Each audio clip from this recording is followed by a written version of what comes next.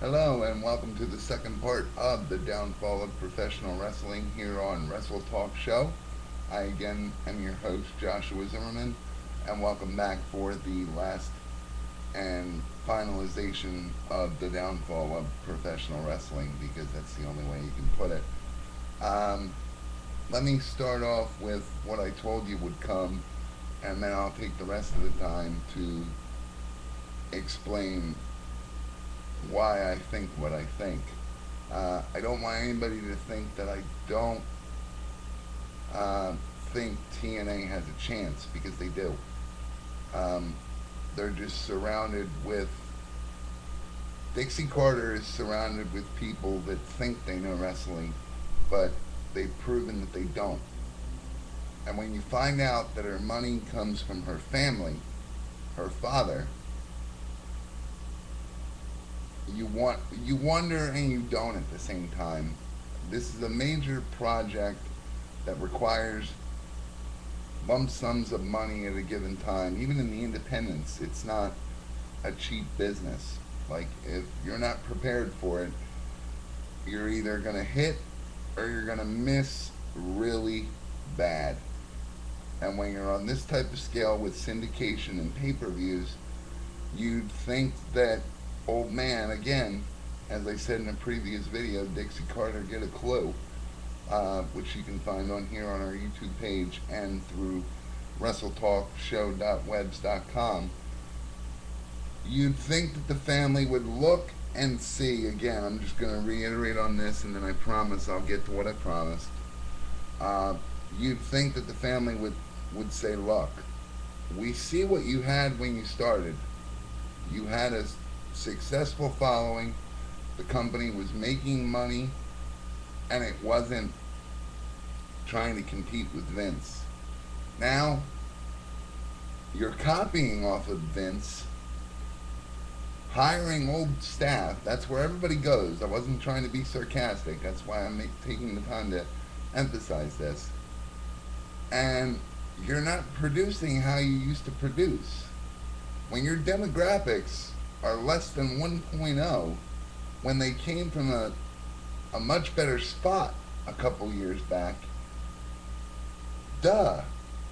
This company's either going to drive itself into the ground. Well, it is driving itself into the ground.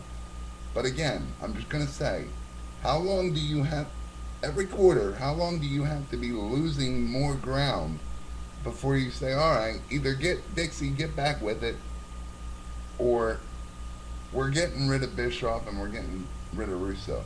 But no, Dixie Carter relies on Russo and thinks Eric Bischoff knows anything about wrestling. He was out for 10 years. He didn't follow along. This is another ship for him to try and take WWE out. Not that I defend them. But again, your demographics are at their lowest point. Get a clue. Come on. This is not hard. This stuff frustrates me because it's simple storytelling. Again, a fan can be attracted for athleticism, not necessarily realism. UFC cornered that market. So work on your athleticism, not your gimmicks. Paul Heyman made his announcement and more or less said, after talking with TNA, they weren't ready for me. And they weren't ready for him because Paul Heyman's only flaw, I don't remember offhand at the moment if I already brought this up, but Paul Heyman's only flaw back in the ECW days is he was a low-key promoter that didn't have a lot of money. I can't assume, but I'm going to say that when he started, maybe he thought he'd get a local following. I don't think he intended it to be as big as it was, but it's good that it followed like it did because, again, it was a different style of wrestling. But he was a promoter that didn't have the means to support the kind of popularity that ECW put on. And that was the only problem. And I mean, guys stayed with him and some of them talked shit. Others, like the EV 2.0 guys, they were loyal to it because they realized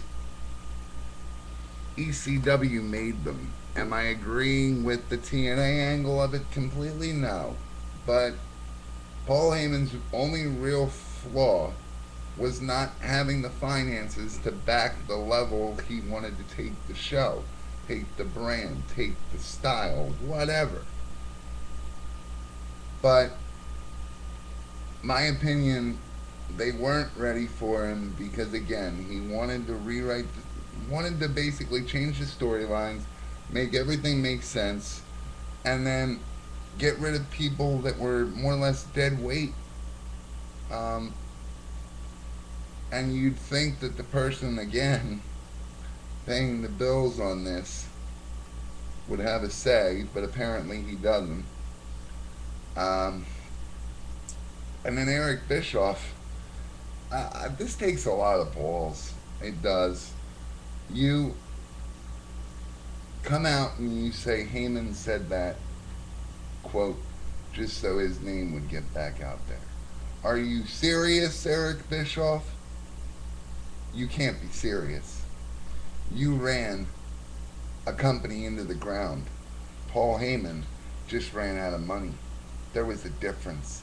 He didn't have a choice. ECW was working on things with WWE, but when ECW went under, WWE kind of just picked it up. Did they respect it? Again, no. But there is a difference, Eric Bischoff. You destroyed a company. Paul Heyman just tapped out. And I don't know why they keep letting this guy talk. It doesn't make sense. You're paying this guy hundreds of thousands. I could be wrong, maybe less. But what is he doing? What is he doing for you? Really? But people make money for all kinds of reasons. So again, it is what it is. But in regards to the downfall, like I said, when you're gonna WWE and TNA alike, when you're gonna make your rookie program a mockery, when your own commentators know that it isn't going anywhere, what does that say? What is it? I mean, it doesn't do you any good. Your own people aren't behind it.